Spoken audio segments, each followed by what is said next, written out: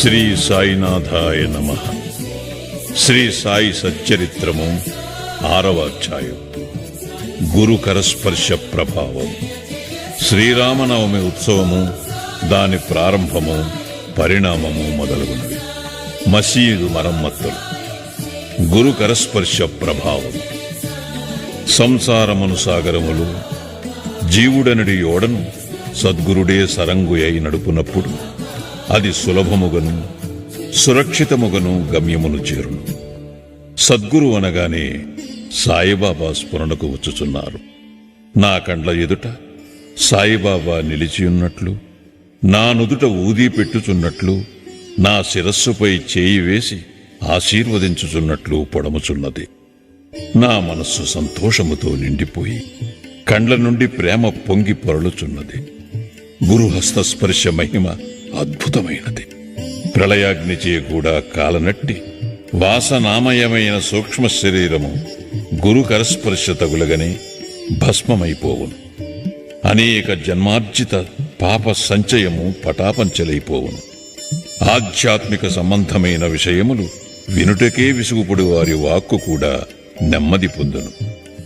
శ్రీ సాయి సుందర రూపము కాంచుటతోడనే కంఠము ఆనందాతిరేకముతో గద్గదముగును. కన్నుల నుండి ఆనందాశ్రవులు పొంగి పొరలును. హృదయము భావోద్రేకముతో యుక్కిరి బిక్కిరియగును. నేనే తానును పరబ్రహ్మ స్వరూపమును స్ఫురణ మేల్కొని ఆత్మసాక్షాత్కారానందమును కలిగించును. నేను నీవు అను భేదభావమును తొలగించి బ్రహ్మైక్యానుభవమును సిద్ధింపచేయును. నేను వేద పురాణాది సద్గ్రంథములు చదువునప్పుడు నా సద్గురుమూర్తియే అడుగడుగునకు జ్ఞప్తికి వచ్చుచుండును. నా సద్గురువైన శ్రీ సాయిబాబాయే శ్రీరాముడిగా శ్రీకృష్ణుడిగా నా ముందు నిలిచి తన లీలలను తామే వినిపింపచేయునట్లు తోచును. నేను భాగవత పారాయణకు పూనుకొనగనే శ్రీ సాయి ఆపాదమస్తకము కృష్ణుని వలె అనిపించును. భాగవతము ఉద్ధవ గీతయు తామే పాడుచున్నట్లు అనిపించును. ఎవరితోనైనా సంభాషించుచున్నప్పుడు సాయిబాబా కథలే ఉదాహరణముగా నిచ్చుటకు జ్ఞప్తికి వచ్చును. నాకై నేను ఏదైనా వ్రాయు తలపెట్టినచో ఒక మాటగాని వాక్యముగాని వ్రాయుటకు రాదు.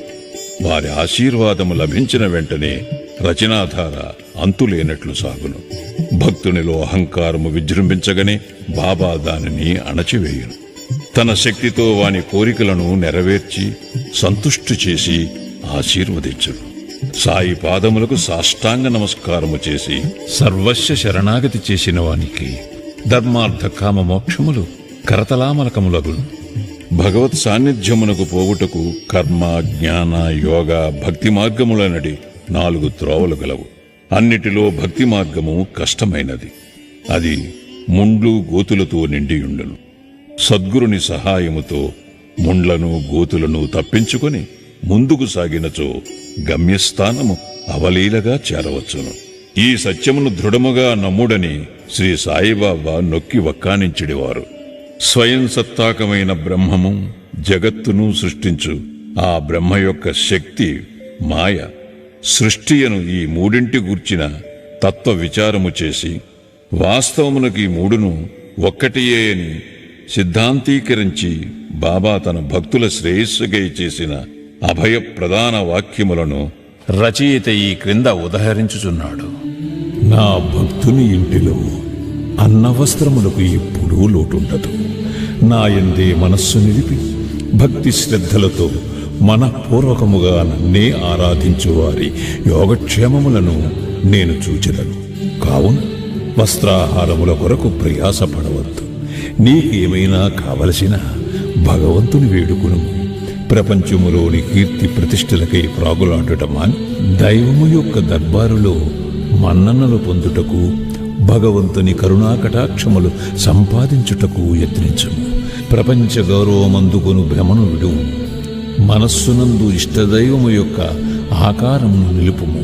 సమస్తేంద్రియములను మనస్సును భగవంతుని ఆరాధన కొరకే నియమింపు. ఇతరముల వైపు మనస్సు పోనివ్వకము. ఎల్లప్పుడూ నన్నే జ్ఞప్తి అందించుకునము. మనసును ధన సంపార్జనము, దేహ పోషణ, గృహ సంరక్షణము, మొదలగు విషయముల పట్ల సంచరించకుండా గట్టిగా నిలుపుము. అప్పుడది నెమ్మది వహించి శాంతముగను చింతారహితముగను ఉండును. మనస్సు సరైన సాంగత్యములోనున్నదనుటకు ఇదియే గుర్తు. చంచల మనస్కునకు స్వాస్థ్యము చిక్కదు. బాబా మాటలు ఉదాహరించిన పిమ్మట గ్రంథకర్త షిరిడీలో జరుగు శ్రీరామనవమి ఉత్సవమును వర్ణించుటకు పూనుకునేను. షిరిడీలో జరుగు ఉత్సవములన్నిటిలో శ్రీరామనవమియే గొప్పది. సాయిలీల పత్రికలో షిరిడీలో జరుగు శ్రీరామనవమి ఉత్సవము గురించి విపులముగా వర్ణించబడినది. దాని సంగ్రహము ఇట పేర్కొనబడుచున్నది. కోపర్గాంలో గోపాలరావు గుండెనతడు పోలీస్ సర్కిల్ ఇన్స్పెక్టర్గా నుండెను. అతడు బాబాకు గొప్ప భక్తుడు. అతనికి 3 భార్యలున్నప్పటికీ సంతానము కలుగలేదు. శ్రీ సాయి ఆశీర్వచనముచే అతనికి ఒక కొడుకు పుట్టెను. ఆ ఆనంద సమయంలో అతనికి షిరిడీలో ఉరుసు ఉత్సవము నిర్వహించవలనను ఆలోచన కలిగినది. ఉరుసు అనగా సమాధి చెందిన మహమ్మదీయ మహాత్ముల దర్గాల వద్ద ఏటేటా భక్తులు జరుపుకొను ఆరాధనోత్సవము. తన ఆలోచనను తాత్యా కోతే పాటిల్, దాదా కోతే పాటిల్, మాధవరావు దేశపాండే తదితర తక్కిన సాయి భక్తుల ముందుంచాను. వారంతా దీనిని ఆమోదించిరి. బాబా ఆశీర్వాదమును అనుమతిని పొందిరి. ఇది 1897లో జరిగెను. ఉరుసు ఉత్సవము జరుపుకోవటానికి జిల్లా కలెక్టర్ అనుమతికై దరఖాస్తు పెట్టిరి. గ్రామకరణము దానిపై ఏదో వ్యతిరేకముగా చెప్పినందున అనుమతి రాలేదు. కాని బాబా ఆశీర్వదించి ఉండుటచే మరల ప్రయత్నించగా వెంటనే అనుమతి వచ్చెను. బాబా సలహాననుసరించి ఉరుసు ఉత్సవమును శ్రీరామనవమి నాడు చేయుటకు నిశ్చయించిరి. ఈ ఉరుసు ఉత్సవమును శ్రీరామనవమి నాడు జరుపుకున్నట్టులో హిందూ మహమ్మదీయుల సమైక్యతాభావము బాబా ఉద్దేశము కాబోలు. భవిష్యత్ సంఘటనలను బట్టి చూడగా బాబా సంకల్పము నెరవేరినట్లు స్పష్టముగుచున్నది. ఉత్సవము జరుపుటకు అనుమతైతే వచ్చెను గాని ఇతర అవాంతరములు కొన్ని తలెత్తినవి. చిన్న గ్రామమైన షిరిడీలో నీటి ఎద్దడి అధికముగా నుండెను. గ్రామమంతటికి 2 నూతులుండేవి. ఒకటి ఎండాకాలములో ఎండిపోవుచుండెను. రెండవ దానిలోని నీళ్లు ఉప్పనివి. ఈ సమస్యను బాబాకు నివేదించగా బాబా ఆ ఉప్పు నీటి బావిలో పువ్వులు వేశాను. ఆశ్చర్యకరముగా ఆ ఉప్పు నీరు మంచినీరుగా మారిపోయినవి. ఆ నీరు కూడా చాలకపోవుటచే తాత్యా పాటీలు దూరము నుంచి మోటల ద్వారా నీరు తెప్పించాను. తాత్కాలికముగా అంగళ్ళు వెలిసినవి. కుస్తీ పోటీలకు ఏర్పాట్లు చేయబడినవి. గోపాలరావు గుండునకొక మిత్రుడు గలడు. వాని పేరు దాము అన్నాకా సార్. అతనిది అహ్మద్నగర్. అతనికిని 2 భార్యలున్నప్పటికీ సంతానము లేకుండెను. అతనికి కూడా బాబా ఆశీర్వాదముచే పుత్ర సంతానము కలిగెను. ఉత్సవము కొరకు ఒక జెండా తయారు చేయించవలనని గోపాలరావు అతనికి పురమాయించాను. అటులనే నానాసాహెబ్ నిమోన్కర్ను ఒక నగిషీ జెండా తెమ్మని కోరెను. ఈ 2 జెండాలను ఉత్సవముతో తీసుకుని పోయి మసీదు 2 మూలలందు నిలబెట్టిరి. ఈ పద్ధతిని ఇప్పటికీ అవలంబించుచున్నారు. బాబా తాము నివసించిన ఈ మసీదును ద్వారకామాయి అని పిలిచెడివారు. చందనోత్సవం సుమారు 5 ఏళ్ల తరువాత ఈ ఉత్సవముతో పాటు ఇంకొక ఉత్సవము కూడా ప్రారంభమయ్యాను. కొరాళా గ్రామమునకు చెందిన అమీర్ శక్కర్ దలాల్ అను మహమ్మదీయ భక్తుడు చందన ఉత్సవమును ప్రారంభించాను. ఈ ఉత్సవము గొప్ప మహమ్మదీయ పకీరుల గౌరవార్థము చేయుదురు. వెడల్పు పల్లెరములో చందనము ముద్ద ఉంచి తలపై పెట్టుకుని సాంబ్రాణి ధూపములతో బాజా భజంత్రీలతో ఉత్సవము సాగించెదరు. ఉత్సవము ఊరేగిన వెమ్మట మసీదునకు వచ్చి మసీదు నింబారులోనూ గోడలపైనను ఆ చందనమును చేతితో అందరూ తట్టిదరు. మొదటి 3 సంవత్సరములు ఈ ఉత్సవమును అమీర్ శక్కర్ నిర్వహించాను. పిమ్మటతని భార్య ఆ సేవను కొనసాగించాను.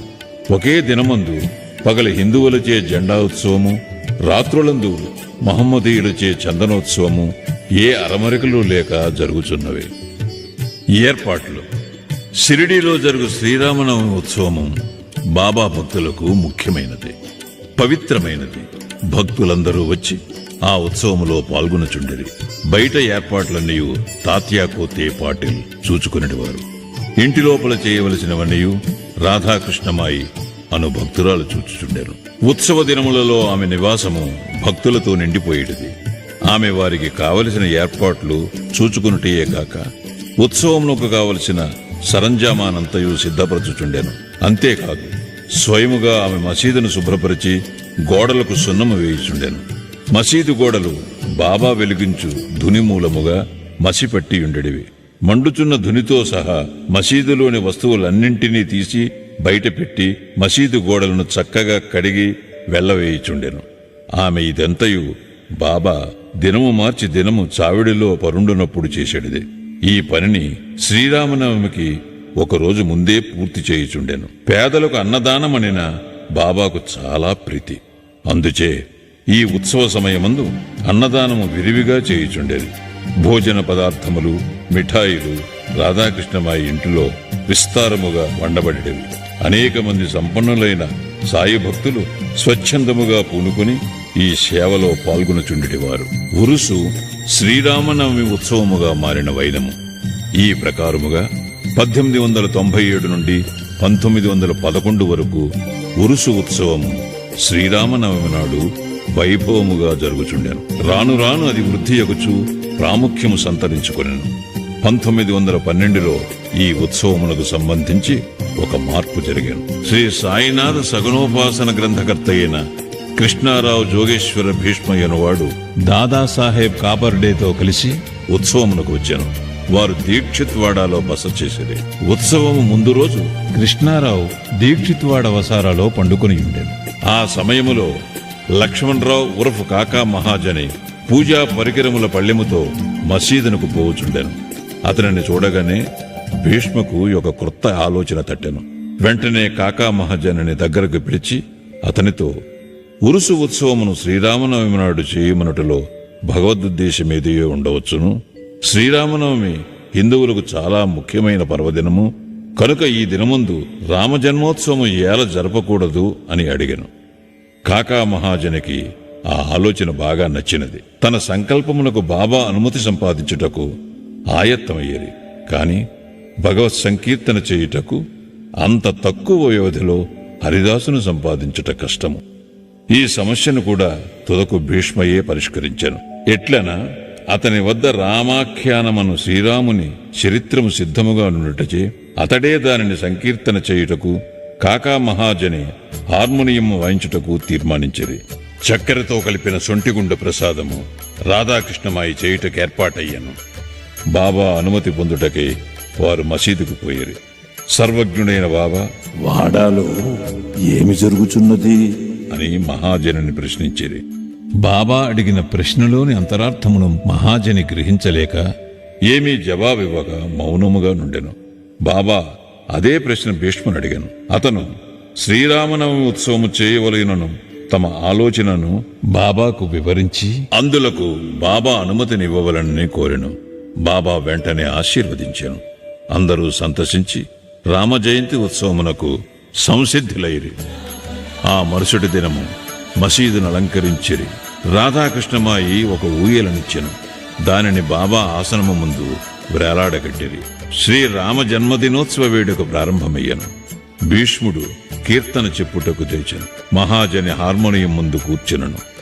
అప్పుడే లెండి నుండి మసీదుకు వచ్చిన బాబా అదంతయు చూచి మహాజనిని పిలిపించాను. రామజన్మోత్సవము జరుపుటకు బాబా ఒప్పుకొనునో లేదో ఏముగునో అని జంకుతూ అతడు బాబా వద్దకు వెళ్ళాను. అది అంతయు ఏమని, అక్కడ ఊయలు ఎందుకు కట్టిరని బాబా అతనిని అడిగాను. శ్రీరామనవమి ఉత్సవము ప్రారంభమైనదనియు అందులకు ఊయల కట్టిరనియు అతడు చెప్పాను. బాబా మసీదులో ఉండు భగవంతుని నిర్గుణ స్వరూపమును సూచించు నింబారు నుండి 2 పూలమాలలను తీసి ఒకటి మహాజని మెడలో వేసి ఇంకొకటి భీష్మకు పంపాను. హరికథ ప్రారంభమయ్యాను. రామకథా సంకీర్తనము ముగియగానే బాజా భజంత్రీల ధ్వనుల మధ్య శ్రీరామచంద్రమూర్తికి జై అను జై జై ధ్వానములు చేయిచు పరమోత్సాహముతో అందరూ ఒకరిపై ఒకరు గులాలు జల్లుకునేది. అంతలో ఒక గర్జన వినపడెను. భక్తులు చల్లుకుని చుండిన గులాల్ ఎటులనో పోయి బాబా కంటిలో పడెను. బాబా కోపముతో బిగ్గరగా తిట్టుట ప్రారంభించెను. ఇది చూచి చాలామంది భయముతో పారిపోయారు. కాని బాబా యొక్క సన్నిహిత భక్తులు మాత్రము అవన్నీ తిట్ల రూపముగా బాబా తమకిచ్చిన ఆశీర్వాదములను గ్రహించి కదలక అక్కడనే యుండిరి. శ్రీరామ జయంతి నాడు రావణుడనే అహంకారాది అరిషడ్వర్గములను సంహరించుటకు శ్రీ సాయి రూపములో ఉన్న శ్రీరాముడు ఆగ్రహించుట సహజమే కదా అని భావించిరి. షిరిడీలో ఏదైనా కొత్తది ప్రారంభించినప్పుడెల్లా బాబా కోపించుట ఒక రివాజు. దీనిని తెలిసిన వారు గమ్మున ఊరుకుండిరి. తన ఊయలను బాబా విరుచులను భయముతో రాధాకృష్ణమాయి మహాజనిని పిలిచి ఊయలను తీసుకుని రమ్మనెను. మహాజని పోయి దానిని విప్పుచుండగా బాబా అతని వద్దకు పోయి ఊయలను తీయవలదని చెప్పాను. కొంతసేపటికి బాబా శాంతించాను. ఆనాటి మహాపూజ, హారతి మొదలుగునవి ముగిశాను. సాయంత్రం మహాజని పోయి ఊయలను విప్పుచుండగా ఇంకనూ దాని అవసరం ఉన్నదని, కనుక దానిని విప్పవద్దని బాబా అతనిని వారించాను. రామనవమి మరుసటి దినమున జరుపు గోపాల్కాల ఉత్సవముతో కాని ఉత్సవం పూర్తి కాదన్న విషయము అప్పుడు భక్తులకు స్ఫురించాను. మరునాడు శ్రీకృష్ణ జననము నాడు పాటించు కాలాహండి అను ఉత్సవము జరిపిరి. కాలాహండి అనగా నల్లని కుండలో అటుకులు, పెరుగు, ఉప్పు, కారము కలిపి వేలాడగట్టెదరు. హరికథ సమాప్తమైన పిమ్మట దీనిని కట్టెతో పగులుకొట్టెదరు. రాలిపడిన అటుకులను భక్తులకు ప్రసాదముగా పంచిపెట్టెదరు. శ్రీకృష్ణ పరమాత్ముడు ఈ మాదిరిగానే తన స్నేహితులకు గొల్ల పిల్లవాంట్రకు పంచిపెట్టుచుండెను. ఆ మరుసటి దినము ఇవన్నీ పూర్తి అయిన పిమ్మట ఊయలను విప్పుటకు బాబా సమ్మతించాను. శ్రీరామనవమి వేడుకలు ఈ విధముగా జరిగిపోవుచుండగా పగటివేళ పతాకోత్సవము, రాత్రియందు చందనోత్సవము కూడా యథావిధిగా జరిగినవి. ఈ విధముగా ఆనాటి నుండి ఉరుసు ఉత్సవము శ్రీరామనవమి ఉత్సవముగా మారెను. 1913 నుండి శ్రీరామనవమి ఉత్సవములోని అంశములు క్రమముగా హెచ్చినవి. చైత్ర పాడ్యము నుంచి రాధాకృష్ణమాయి నామ సప్తాహము ప్రారంభించుచుండెను. భక్తులందరూ వంతుల వారీగా అందు పాల్గొనుచుండెరి. ఒక్కొక్కప్పుడు రాధాకృష్ణమాయి కూడా వేకోజాముననే భజనలో చేరుచుండెను. శ్రీరామనవమి ఉత్సవములు దేశమంతటా జరుగుటచే హరికథా కాలక్షేపము చేయి హరిదాసులు దొరుకుట దుర్లభముగా నుండెను. శ్రీరామనవమికి 5-6 రోజుల ముందు ఆధునిక తుకారాం అని పిలువబడు బాల్ బువా మాలీయను సంకీర్తనకారుని కాకా మహాజని యాదృచ్ఛికముగా కలియుట తటస్థించినది. శ్రీరామనవమి నాడు సంకీర్తన చేయుటకు మహాజని అతనిని షిరిడీ తోడ్కొని వచ్చాను. ఆ మరుసటి సంవత్సరము కూడా అనగా 1914లో తన స్వగ్రామమైన సతారా జిల్లా బృహత్ సిద్ధకవటి గ్రామములో ప్లేగు వ్యాపించి ఉండుట చేత బాల్ బువా సతార్కర్ సంకీర్తన కార్యక్రమంలో లేక ఖాళీగా నుండెను. కాకాసాహెబ్ దీక్షిత్ ద్వారా బాబా అనుమతి పొంది అతడు షిరిడీ వచ్చి హరికథా సంకీర్తనము చేశాను. బాబా అతనిని తగినట్టు సత్కరించాను. 1914వ సంవత్సరంలో ప్రతి సంవత్సరము శ్రీరామనవమి నాడు షిరిడీలో సంకీర్తన చేయు బాధ్యతను శ్రీ దాసగుణ మహారాజునకు బాబా అప్పగించుట ద్వారా ఏటేటా ఒక్కొక్క కొత్త హరిదాసును పిలుచు సమస్య శాశ్వతముగా పరిష్కరింపబడెను. 1912 నుండి ఈ ఉత్సవము రాను రాను వృద్ధి పొందుచుండెను. చైత్రశుద్ధ అష్టమి మొదలు ద్వాదశి వరకు షిరిడీ తేనె తుట్టవలే ప్రజలతో కిటకిటలాడుచుండెను. అంగళ్ల సంఖ్య పెరిగిపోయాను. కుస్తీ పోటీలలో అనేక మంది ప్రముఖ మల్లులు పాల్గొనుచుండెరి. పేదలకు అన్న సంతర్పణ విరివిగా జరుగుచుండెను. రాధాకృష్ణమాయి కృషిచే షిరిడీ యొక్క సంస్థానముగా రూపొందెను. వివిధములైన హంగులు, అలంకారములు పెరిగినవి. అలంకరింపబడిన గుర్రము, పల్లకి, రథము, పాత్రలు, వెండి సామానులు, బాల్టీలు, వంట పాత్రలు, పటములు, నిలువుటద్దములు మొదలుగునవి బహూకరింపబడెను. ఉత్సవములకు ఏనుగులు కూడా వచ్చెను. ఇవన్నీ ఎంత హెచ్చినప్పటికీ సాయిబాబా వీనినేమాత్రమూ లక్ష్యపెట్టక యథాప్రకారము నిరాడంబరులై ఉండేవారు. ఈ ఉత్సవములో గమనించవలసిన ముఖ్య విషయమేమనా హిందువులు, మహమ్మదీయులు ఎట్టి అరమరికలు లేక కలసిమెలసి ఉత్సవములో పాలు పంచుకొనివారు. ఈనాటి వరకు ఎటువంటి మత కలహములు షిరిడీలో తలెత్తలేదు. మొదట 5,000 నుండి 7,000 వరకు యాత్రికులు వచ్చేవారు. క్రమముగా ఆ సంఖ్య 75,000కు పెరిగినది. అంత పెద్ద సంఖ్యలో జనులు గుమిగూడినప్పటికీ ఎన్నడూ అంటువ్యాధులు కాని అల్లరులు కాని సంభవించలేదు. మసీదుకు మరమ్మతులు. గోపాలరావు గుండునకు ఇంకొక మంచి ఆలోచన తట్టాను. ఉరుసు ఉత్సవమును ప్రారంభించిన విధముగానే మసీదును తగినట్టుగా తీర్చిదిద్దవలనని నిశ్చయించుకొనెను. మసీదు మరమ్మత్తు చేయు నిమిత్తమై రాళ్లను తెప్పించి చెక్కించాను. కాని ఈ పని బాబా అతనికి నియమించలేదు. నానాసాహెబ్ చందోర్కర్కు ఆ సేవ లభించినది.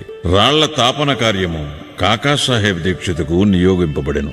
మసీదుకు మరమ్మతులు చేయటం మొదట బాబాకిష్టము లేకుండెను. కాని భక్తులకు మహల్షాపతి కల్పించుకుని ఎటులనో బాబా అనుమతిని సాధించాను. బాబా చావిడిలో పండుకున్న ఒక్క రాత్రిలో మసీదు నేలను చక్కని రాళ్లతో తాపన చేయుట ముగించిరి. అప్పటి నుండి బాబా గోనెగుడ్డపై కూర్చుండటమాని చిన్న పరుపు మీద కూర్చుండువారు. గొప్ప వ్యయప్రయాసులతో 1911వ సంవత్సరములో సభామండపము పూర్తి చేసేది. మసీదుకు ముందున్న జాగా చాలా చిన్నది, సౌకర్యముగా లేకుండెను. కాకాసాహెబ్ దీక్షిత్ దానిని విశాలపరిచి పైకప్పు వేయదలిచెను. ఎంతో డబ్బు పెట్టి ఇనుప స్తంభములు మొదలుగునవి తెప్పించి పని ప్రారంభించాను. రాత్రి అంతయు శ్రమపడి స్తంభములు నాటిడివారు. మరుసటి దినము ప్రాతకాలముననే బాబా చావిటి నుండి వచ్చి అది అంతయు చూచి కోపముతో వానిని పీకి పారవేయిచిడివారు. ఒకసారి బాబా మిక్కిలి కోపోద్దీపుతుడై నాటిన ఇనుప స్తంభమును ఒక చేతితో పెకలించుచు రెండవ చేతితో తాత్యా పాటీలు పీకను పట్టుకొనెను. తాత్యా తలపాగాను బలవంతముగా తీసి అగ్గిపుల్లతో నిప్పంటించి ఒక గోతిలో పారవేచాను. బాబా నేత్రములు నిప్పు కణములోలే వెలుగుచుండెను. ఎవరికి నీ బాబా వైపు చూచుటకు కూడా ధైర్యము చాలకుండెను. అందరూ భయకంపితులైరి. బాబా తన జేబులో నుంచి ₹1 తీసి అటువైపు విసిరెను. అది శుభ సమయమందు చేయు యాహుతి వలె కనబడెను. తాత్యా కూడా చాలా భయపడెను. తాత్యాకేమి జరుగుతున్నదో ఎవరికీ ఏమీయూ తెలియకుండెను. కల్పించుకుని బాబా పట్టు నుండి తాత్యాన్ని విడిపించుటకెవ్వరికి ధైర్యము చాలలేదు. ఇంతలో కుష్ఠిరోగియు బాబా భక్తుడు అగు భాగోజీ షిందే కొంచెం ధైర్యము కూడగట్టుకుని ముందుకు పోగా బాబా వానిని ఒక పక్కకు త్రోసివేశాను. మాధవరావు సమీపించబోగా బాబా అతనిపై ఇటుకురాయి రువ్వాను. ఎంతమంది ఆ జోలికి పోదలిచిరో అందరికీ ఒకే గతి పెట్టాను. కాని కొంతసేపటికి బాబా శాంతించాను. ఒక దుకాణదారుని పిలిచి వాని వద్ద నుంచి ఒక నగిషీ జరీపాగాను కొని తాత్యాను ప్రత్యేకముగా సత్కరించుటగా అన్నట్లు దానిని స్వయముగా తాత్యా తలకు చుట్టాను. బాబా యొక్క ఈ వింత చర్యను చూచిన వారెల్లరూ ఆశ్చర్యమగ్నులైరి. అంత త్వరలో బాబాకెట్లు కోపము వచ్చాను. ఎందుచేత నీ విధముగా తాత్యాను శిక్షించాను, వారి కోపము తక్షణమే ఎట్లు చల్లబడెను అని అందరూ ఆలోచించుచుండిరి. బాబా ఒక్కొక్కప్పుడు శాంతమూర్తి వలె కూర్చుండి అత్యంత ప్రేమానురాగముతో మాట్లాడుచుండువారు. అంతలో అకారణముగా కోపించుడివారు. అటువంటి సంఘటనలు అనేకములు గలవు. కాని ఏది చెప్పవలనని విషయము తేల్చుకునలేకున్నాను. అందుచే నాకు జ్ఞాపకం వచ్చినప్పుడల్లా ఒక్కొక్కటి చెప్పేదను. 6వ అధ్యాయం సంపూర్ణం. సద్గురు శ్రీ సాయినాథార్పణమస్తు. శుభం భవతు.